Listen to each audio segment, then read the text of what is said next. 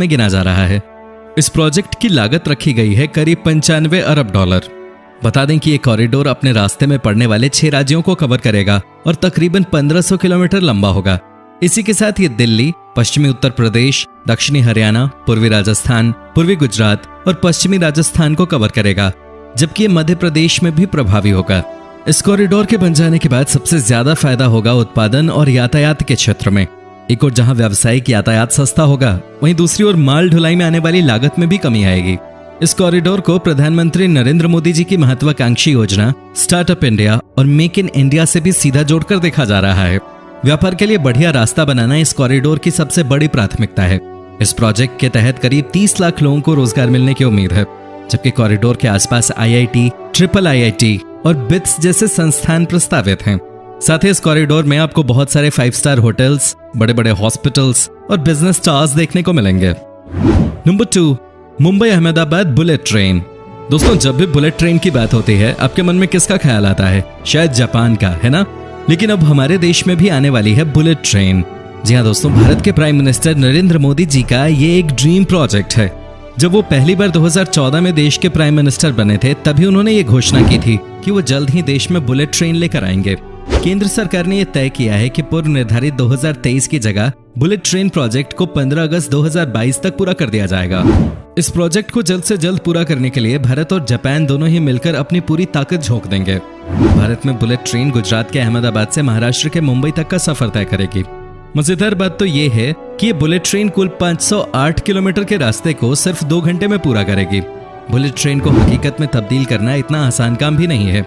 वजह है इसमें होने वाला भारी भरकम खर्च और लेटेस्ट टेक्नोलॉजी। अहमदाबाद और मुंबई के बीच बुलेट ट्रेन चलाने के लिए कुल लागत 1,08,000 करोड़ रुपए आने का अनुमान है। जापान सरकार इस परियोजना में न सिर्फ अपनी टेक्नोलॉजी भारत को दे रही है, बल्कि पैसों से भी भारत की मदद कर रही है। बुलेट ट्रेन का रूट डबल लाइन का बनाया जाएगा। 508 किलोमीटर की लंबाई वाला रूट महाराष्ट्र, गुजरात और दादरा नगर हवेली से होकर गुजरेगा। महाराष्ट्र में बुलेट ट्रेन का 156 किलोमीटर का हिस्सा, गुजरात में 351 किलोमीटर का हिस्सा और केंद्र शासित प्रदेश दादर नगर हवेली से 2 किलोमीटर का हिस्सा गुजरेगा।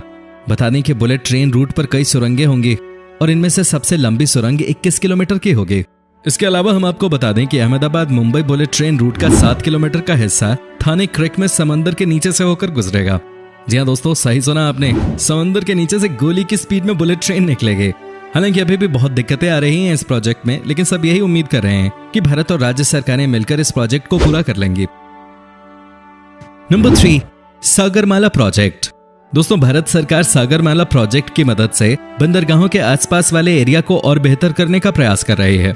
समंदर तक बाहर के देशों से सामान तो आ जाता है, लेकिन खराब इंफ्रास्ट्रक्चर की वजह से बंदरगाहों से सामान लेकर आसपास के मार्केट तक पहुंचाने में बहुत पैसा खर्च हो जाता है, जिसकी वजह से माल का दाम काफी बढ़ जाता है। इसी को कंट्रोल करने के लिए भारत सरकार ने सागरमाला परियोजना को मंजूरी दी है। साथ ही भारतीय बंदरगाहों के करंट स्टेटस को और भी बेहतर करने के लिए इस परियोजना के तहत भारत सरकार 8 लाख करोड़ खर्च करने जा रही है। इस प्रोजेक्ट के तहत देश के प्रमुख बंदरगाहों के साथ कम से कम 12 स्मार्ट सिटीज को जोड़ा जाएगा। दोस्तों, इस प्रोजेक्ट की वजह से डायरेक्टली या इनडायरेक्टली देश में करीब 1 करोड़ लोगों को रोजगार मिलेगा। Number 4, twin tower trade centre Guwahati. दोस्तों, भारत के सबसे तेजी से बढ़ने वाले शहरों में से एक गुवाहाटी में बहुत जल्द ही आपको 2 बड़ी बड़ी बिल्डिंग्स दिखने वाली हैं, जिसे ट्विन टावर ट्रेड सेंटर के नाम से जाना जाएगा। इस प्रोजेक्ट के लिए सरकार ने राज्य सरकार को 1950 करोड़ रुपए का फंड दिया है। इसमें 4000 कारों की क्षमता वाले convention centre, hotel, shopping complex, service apartment, आवासीय क्षेत्र, संग्रहालय, सिनेमा हॉल, बेसमेंट पार्किंग आदि होगी। साथ ही अगर आपको बिजनेस को बढ़ाना है तो यहाँ पर आपको सारी सुविधाएं मिल जाएंगी। नॉर्थ ईस्ट के लोगों के लिए इस प्रोजेक्ट की अहमियत बहुत ज्यादा है। इस टावर के बनने के बाद यहाँ के लोकल लोगों के लिए बाकी के राज्यों के साथ व्यापार करना आसान हो जाएगा। खुशी की बात यह है कि प्रोजेक्ट पर काम शुरू हो चुका है। नंबर 5, इंडियाज़ फर्स्ट ई हाईवे। दोस्तों, अब तक तो आपने भारत में सिर्फ इलेक्ट्रिक ट्रेन देखे होंगे, लेकिन अब समय आ गया है अपने ट्रांसपोर्ट को और ज्यादा अपडेट करने का। जी हाँ दोस्तों, इसी को देखते हुए इंडियन गवर्नमेंट ने देश में पहली बार इलेक्ट्रिक रोड हाईवे बनाने का प्रोजेक्ट पास कर दिया है। आपको बता दूं कि ये ई हाईवे देश की राजधानी दिल्ली से मुंबई के बीच बनेगा। हालांकि minister for road transport and highways mister Nitin Gadkari ने यह बात साफ कर दी कि पहले 10 किलोमीटर का एक सैंपल हाईवे तैयार किया जाएगा। दोस्तों, आपके मन में यह सवाल उठ सकता है कि आखिर ई हाईवे का मतलब क्या है? दोस्तों ई हाईवे के तहत रोड के ऊपर इलेक्ट्रॉनिक वायर लगाए जाएंगे और साथ ही ट्रक और बस के ऊपर एक एंटीना लगा होगा, जिसकी मदद से ये बड़ी गाड़ियां इस बेहतरीन हाईवे पर तेज रफ्तार से दौड़ते हुए नजर आएंगी। दोस्तों ई हाईवे की सबसे बड़ी खासियत यह है कि यहाँ चाहे जितनी भी गाड़ियां क्यों न चलें, पोल्यूशन नहीं हो सकता। वैसे भी जहर से हम सबको बचना है। नंबर 6, चार धाम हाईवे। दोस्तों उत्तराखंड को देवभूमि कहा जाता है। यहाँ हर साल लाखों टूरिस्ट यहाँ के शानदार नजारों का लुत्फ उठाने और साथ साथ देवी देवताओं का दर्शन करने के लिए आते हैं, लेकिन ये सिर्फ और सिर्फ गर्मी के मौसम में ही संभव हो पाता है। इसलिए भारत सरकार ने लोगों की भावनाओं को देखते हुए एक ऐसा हाईवे बनाने का फैसला किया है जो कि उत्तराखंड में मौजूद चारों धाम को एक दूसरे से कनेक्ट करेगा। परियोजना के अंतर्गत कम से कम 10 से 15 मीटर चौड़े 2 लेन वाले राष्ट्रीय राजमार्ग बनाए जाएंगे। इस परियोजना के अंतर्गत कुल 900 किलोमीटर की सड़कों का निर्माण होगा।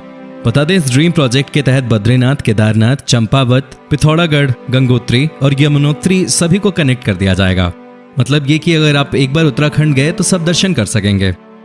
Number 7, hyperloop transportation. जी हाँ दोस्तों, सही सुना आपने। इंडिया में अब जल्द ही हाइपरलूप ट्रांसपोर्टेशन का भी मजा लिया जा सकेगा। लेकिन सबसे पहले आपके लिए ये जानना जरूरी है कि हाइपरलूप ट्रांसपोर्टेशन कहते किसे हैं। ये एक नए तरीके का ट्रांसपोर्टेशन है जिसमें स्टील के रॉड को गुफे की तरह बनाया जाता है, जिसके अंदर एक कैप्सूल की शेप वाली ट्रेन हाई स्पीड में चलती है। ये न सिर्फ टाइम सेविंग है बल्कि पैसे के मामले में भी काफी सस्ता है। क्या आप यकीन कर सकते हैं कि ये ट्रेन इंडिया में बहुत जल्द आपको देखने वाली है। बता दें कि मुंबई से पुणे के बीच इस ट्रेन को चलाया जाएगा। सबसे इंपॉर्टेंट बात यह है कि आप इससे मुंबई से पुणे और पुणे से मुंबई सिर्फ 30 मिनट में पहुंच पाएंगे। जी हाँ, only in 30 minutes. Number 8, Shiv Smarak Mumbai.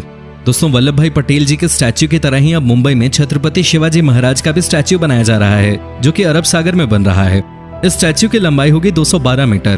पहले इसे 192 मीटर का बनाया जा रहा था, लेकिन जैसे ही चीन ने लॉन्च किया स्प्रिंग टेम्पल बुद्धा, जिसकी लंबाई कुल 208 मीटर है, तो भारत सरकार ने सोचा कि क्यों ना इसे चीन के स्टैच्यू से ज्यादा बड़ा बनाया जाए। ये प्रोजेक्ट 1,30,000 स्क्वायर मीटर में फैला है। छत्रपति शिवाजी महाराज जी के स्टैच्यू पे काम शुरू हो चुका है और उम्मीद की जा रही है कि इस प्रोजेक्ट को 2021 तक फिनिश कर दिया जाएगा। दोस्तों इस प्रोजेक्ट को बनाने के लिए सरकार ने 3,800 करोड़ रुपए खर्च किए हैं। ये एक शानदार प्रोजेक्ट है और उम्मीद की जा रही है कि इस प्रोजेक्ट के दम पर मुंबई में टूरिस्टों की संख्या बढ़ेगी। नंबर 9, चंद्रोदय मंदिर। दोस्तों चंद्रोदय मंदिर जो कि वृंदावन में बन रहा है, दुनिया का सबसे ऊंचा मंदिर होगा। आपको जानकर हैरानी होगी कि इस मंदिर की हाइट 213 मीटर होगी और ये न सिर्फ सबसे ऊंचा मंदिर बनने वाला है बल्कि सबसे महंगा भी। इस मंदिर को बनाने में 3,000 करोड़ रुपए की लागत आएगी। इस मंदिर में कुल 70 फ्लोर्स होंगे और इसको बनाने का जिम्मा इस्कॉन बैंगलोर को दिया गया है। कहा जा रहा है कि इस मंदिर को 2022 तक पूरा कर लिया जाएगा। 2014 में मंदिर की आधारशिला स्थापित की गई थी। Number 10, Zoji La tunnel. दोस्तों कश्मीर घाटी को लद्दाख क्षेत्र से हर मौसम में जोड़ने वाली जोजिला सुरंग परियोजना की पीएम नरेंद्र मोदी ने घोषणा कर दी है। 6,809 करोड़ रुपए की लागत वाला ये प्रोजेक्ट 7 सालों में पूरा कर दिया जाएगा। इससे श्रीनगर और लेह की दूरी में फिलहाल 3.5 घंटे का समय लगता है, जो घटकर महज 15 मिनट का हो जाएगा।